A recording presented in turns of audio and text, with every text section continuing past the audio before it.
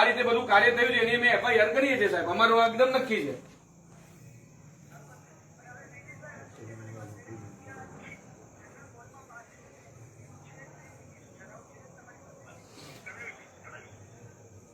નહીં નેમિશભાઈ સાહેબ આપને ઇન્ટરપ્ટ કરું છું સાહેબ. હા નેમિશભાઈ, અમારે ટ્રસ્ટી જોડે તો વાત કરવી જ છે, અમને ટ્રસ્ટી જોડે વાત થશે, નહીં તો અમે એફઆઈઆર કરવા જવાના જ છે. મતલબ તમે એનામાં બિલકુલ બી તમે એમ સમજતા નહીં કે આ વસ્તુ બહુ મોટી છે અને તમે એકદમ હળલતું ખોટું કર્યું છે. અમે નહીં આનામાં ઝૂકવાના નથી. તમારે ટ્રસ્ટીને અહીંયા બોલાવવા જ પડશે રાતના, નહીં તો એફઆઈઆર કરશું જ અમે, એ વસ્તુ નક્કી છે સાહેબ. હું આપની કદાચ આપને એમ લાગતું છે કે સાહેબ અપમાન કરું છું સાહેબ, જગતશેખર માસે પણ અહીંયા છે સાહેબ, બધાનો સૂર એક જ છે કે એફઆઈઆર કરવી જ છે સાહેબ. અને સાહેબ આ કઈ નાની વસ્તુ નથી ને કે ગલી કુચીના કોઈ વસ્તુમાં ઘટના ઘટી ગઈ. આ તો શું છે સાહેબ, આનામાં પ્રશ્ન જ ન હોય ને સાહેબ.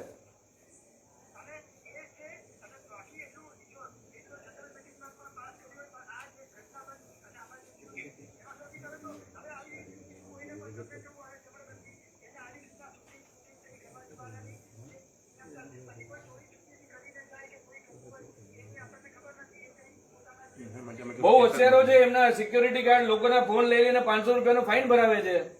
બધું લોકો માટે તો બહુ સરસ કાયદા છે અહીંયા સાહેબ, ફટાફટ.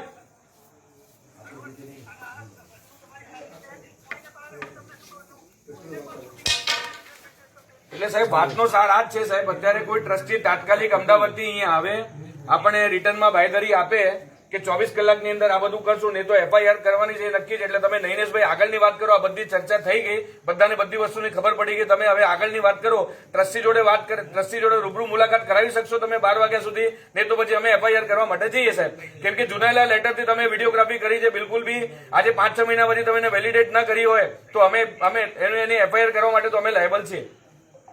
હા હા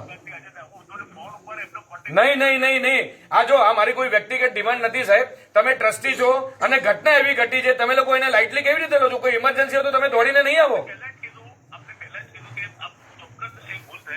તમે જો તમે એ બધી વાતો નહીં કરો. મારો તમને પ્રશ્ન છે, તમે સાંભળો નૈનેશભાઈ, તમે પોઈન્ટ પર વાત કરો. તમે કોઈ ઇમરજન્સી અહીંયા ઘટના ઘટે તો ટ્રસ્ટીઓને આવવાની ફરજ નથી સાહેબ? તો આ ઘટનાને તમે નાની સમજો છો? જો તમે ના પડતા તો આ ઘટનાને તમે નાની સમજો છો, એક જ વાત છે.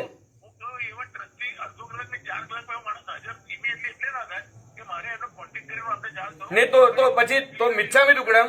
તો તમે જો તમને તમારા મેનેજમેન્ટનું બંધન છે, અમને અમારા શાસનનું બંધન છે, અમે ચલાવવાના નથી. એફઆઈઆર તો થશે જ સાહેબ. હા તો તમારું શાસન એક હોત તો તમે આટલું લગાવત નથી સાહેબ. અત્યારે ટ્રસ્ટીને 25 ફોન તમે કરી નાખ્યા હોત. તમારું જો લોહી ઉકળતું હોત ને તો તમે આ બધી વાતો ન કરત. નહીં તમે જો સાંભળો, આ એક જ વાત છે સાહેબ, હું વધારે ખોટું ઉશ્કેરાઈ જઈશ. જો ટ્રસ્ટી 12 વાગ્યા સુધી હાજર થાય તો સારી વાત છે. તમે મને હવે જો અત્યારે 8માં 10 કમ છે, બરોબર છે ને? 8:15 વાગ્યા સુધી તમારો જવાબ મને આપી દો કે ટ્રસ્ટી કોઈ આવી શકે છે કે નહીં. નહીં તો 8:15 વાગે અમે અહીંથી એફઆઈઆર કરવા માટે જઈએ છીએ. આ તમને અમે ડોટ કહી દીધું. તમારો કોન્ટેક્ટ થાય તો સારું, ન થયું તો સારું. અમે અમારા શાસનથી બંધાયેલા છે અને આ અપમાન દાદાનું થયું છે. જો એક જૈનનો બચ્ચો પણ પોતાના દાદાને પોતાને સમજતો ને તો એના મોઢા પર થૂ છે, જો આનો વિરોધ ના કરે તો. તમે કઈ રીતે એક માણસના ફેવર કરવા માટે આવી બધું કરી શકો છો? અને તમે લોકોને કહો છો તમને શરમ આવી જોઈએ? અરે કરી છે તમે કહો છો પ્રેમલભાઈ ને કહ્યું છે, આ બધું ફેવર જ કરી છે તમે. 8:15 વાગ્યા સુધી જવાબ આપી દો. ટ્રસ્ટી જોઈશે, રૂબરૂ જોઈશે, આવે તો ઠીક છે, નહીં તો અમે પેઢી પર અમે એફઆઈઆર કરવા જઈ રહ્યા છે અને આખા ભારતમાં અમે આ વાત ફરાવશું અને બધું જ કરી ચૂકશું અમે. તમે આમાં અમને ઓછા નહીં આપતા, પછી શું થાય જોવાઈ જશે.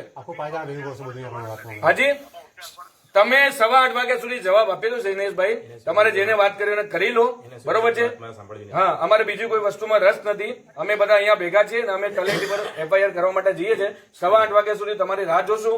અમે ફોન બી કરવાના નથી. પછી અમને જે છૂટશે ને દાદો અમારી પાસે જે કરાવશે અમે કરશું, બરોબર છે? હવે આપણે ફોન રાખી દઈએ, વધારે વાત નથી કરવી. તમે 8:15 વાગ્યા સુધી અમે ફોનની રાહ જોઈ છે, નહીં તો પછી આગળનું જય આદિનાથ.